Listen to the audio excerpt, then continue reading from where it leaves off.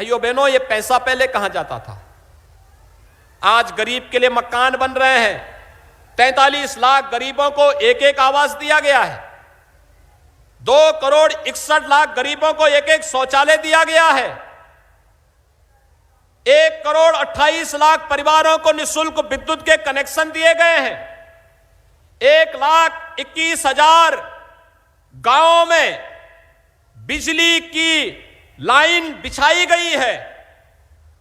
भाइयों बहनों, प्रदेश वही, प्रशासन वही, सरकार बदलने से कैसे परिवर्तन होता है, विकास किस स्पीड के साथ दौड़ता है, ये डबल इंजन की सरकार का यही डबल लाभ होता है। कोरोना कालखंड में आपने देखा होगा, कोरोना कालखंड में ये मंच पर बैठे हुए लोग ही जनता जनार्दन की सेवा कर रहे थे। केंद्र सरकार प्रधानमंत्री मोदी जी के नेतृत्व में मार्गदर्शन कर रही थी। अलीगढ़ में मैं स्वयं भी आया था कोरोना कालखंड के दौरान, 2 बार आया था। पूरे प्रदेश के अंदर हर जनपद में मैं गया। मैं आपसे पूछना चाहता हूं, क्या कोरोना के दौरान क्या समाजवादी पार्टी के अध्यक्ष आपके बीच आए थे? क्या बहन जी आई थी? और दिल्ली वाले और इटली वाले भाई बहन, इनका किसी का पता नहीं था ना? भाइयों बहनों, 22 महीने हो गए हैं। 22 महीने में 20 महीने ये लोग गायब थे। आप मुझे एक बात बताइए, यहां तो हमारे युवा हैं, जो लड़का साल भर स्कूल नहीं जाएगा और अंतिम 1 महीने स्कूल जाकर के कहेगा कि वो टॉप कर लेगा, तो क्या टॉप करेगा? मैं अपने युवाओं से पूछना चाहता हूं, क्या वो बताइए मुझे, क्या टॉप कर पाएगा? तो ये लोग वही करना चाहते हैं। क्लास अटेंड हमने की, ये सब लोग कर रहे थे। हमारे मंत्रीगण, हमारे विधायकगण, हमारे सांसद, हमारे जिलाध्यक्ष, हमारे महानगर अध्यक्ष, भारतीय जनता पार्टी ने, प्रधानमंत्री जी ने, नड्डा जी ने, अमित शाह जी ने तो प्रत्येक कार्यकर्ता से कहा कि सेवाई संगठन है, जनता जनार्दन को कोई परेशानी नहीं आनी चाहिए। फ्री में टेस्ट, फ्री में उपचार, फ्री में अन्न योजना का लाभ, और भाइयों बहनों फ्री में वैक्सीन और सबको वैक्सीन। अगर कांग्रेस की सत्ता होती, सपा बसपा की सत्ता होती, ये गरीबों का अन्न भी खा जाते और वैक्सीन का पैसा भी निगल करके लोग भाग गए होते कहीं और जगह।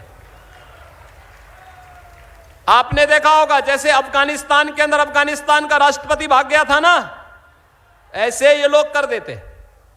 कोरोना को देख करके आपने देखा होगा, ये घर से बाहर नहीं निकले। आज जब आए, इनको भी बोलने की आवश्यकता है कि बबुआ 20 महीने तक दिखाई नहीं दे, फिर कोरोना की 3rd वेव भी आ रही है, इसलिए घर में बैठे रहो, अपनी सेहत का ध्यान रखो। काहे अब परेशान हो रहे हो? जनता जनार्दन को अपना फैसला करने दो, जनता जनार्दन अपना फैसला ले लेगी। क्या भाइयों बहनों, मैं आपसे पूछना चाहता हूं, भारतीय जनता पार्टी ने जो कहा सो करके दिखाया ना? आप सहमत हैं ना? 5 साल पहले हमने कहा था युवाओं को टैबलेट भी देंगे और स्मार्टफोन देंगे।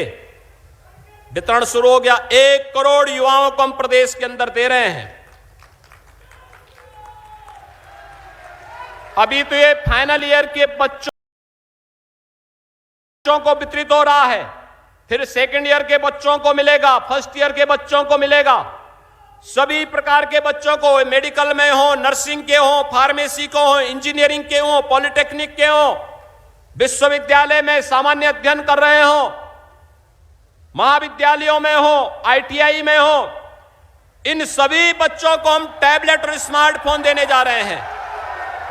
और देने ही नहीं जा रहे हैं भाइयों बहनों, जो इनका पाठ्यक्रम होगा इंटरनेशनल स्टैंडर्ड का होगा, अच्छे कंटेंट के साथ और फ्री डिजिटल एक्सेस के साथ।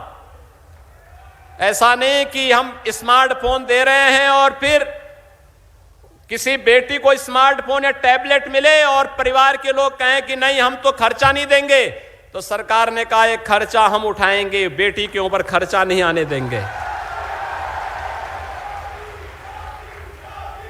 याद करिए, पिछली सरकारें ये पैसा खा जाती थीं और वही पैसा आज हमारी सरकार दीवालों से बंद करके जेसीबी लगा करके निकाल रही है और फिर टैबलेट बांटने का काम कर रही है। फर्क साफ है ना? जो कहा सो करके दिखाया, जो कहा सो करके दिखाया। हम लोगों ने तो कहा था कि देश के अंदर आतंकवाद को समाप्त करेंगे। मोदी जी ने और अमित शाह जी ने कश्मीर से धारा 370 समाप्त कर दी।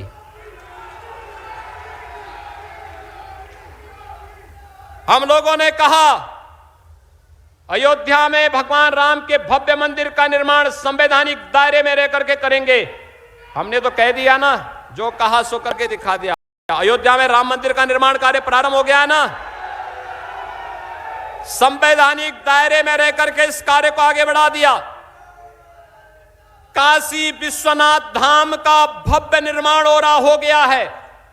और आपने देखा होगा प्रधानमंत्री जी ने काशी विश्वनाथ धाम में गए, भगवान शिव का अभिषेक किए और निर्माण कार्य करने वाले श्रमिकों के ऊपर पुष्प वर्षा किए। भाइयों बहनों, ये लड़ाई रचनात्मकता और विध्वंसात्मकता में है। राष्ट्र निर्माण और राष्ट्र तोड़क तत्वों के बीच में पहले से चल रही है।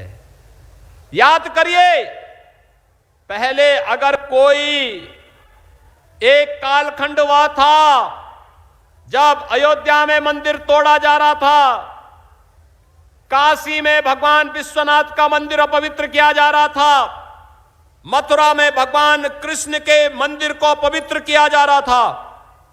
और उस कालखंड में अगर किसी श्रमिक ने अपना ये हुनर दिखाया तो उसके हाथ काट दिए जाते थे।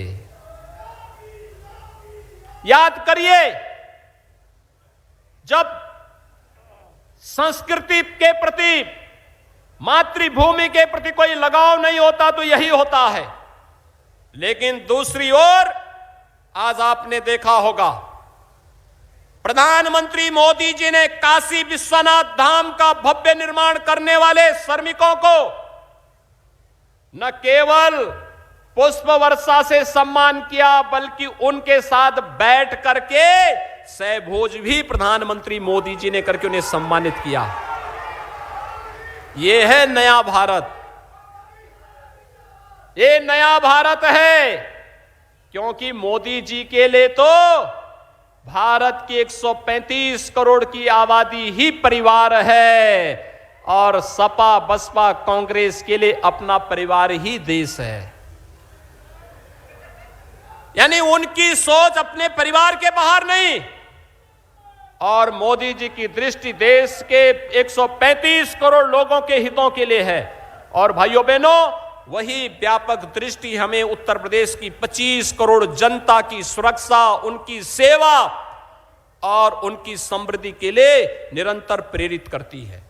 और आज यही कहने के लिए हम आए हैं, जो ये विकास की योजनाएं आज यहां पर संपन्न हो रही हैं, भाइयों बहनों, ये विकास आपके लिए फलदायी हो, मंगलदायी हो और इन विकास की योजनाओं का लाभ आपको निरंतर प्राप्त होता रहे, इसके लिए भारतीय जनता पार्टी की सरकार ने पूरी ईमानदारी के साथ आपके बीच रह करके कार्य किया है।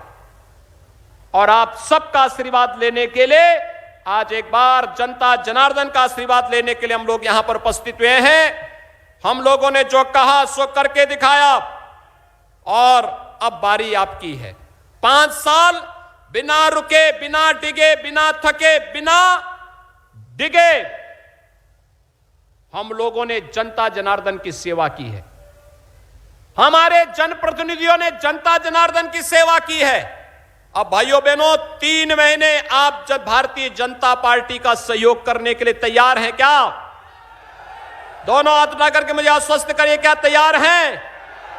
सभी लोग इधर उधर, सभी लोग एक साथ हाथ उठा करके मेरे साथ बोलेंगे, मुट्ठी बंद करके संकल्पित होकर के बोलेंगे, भारत माता की, भारत माता की, भारत माता की।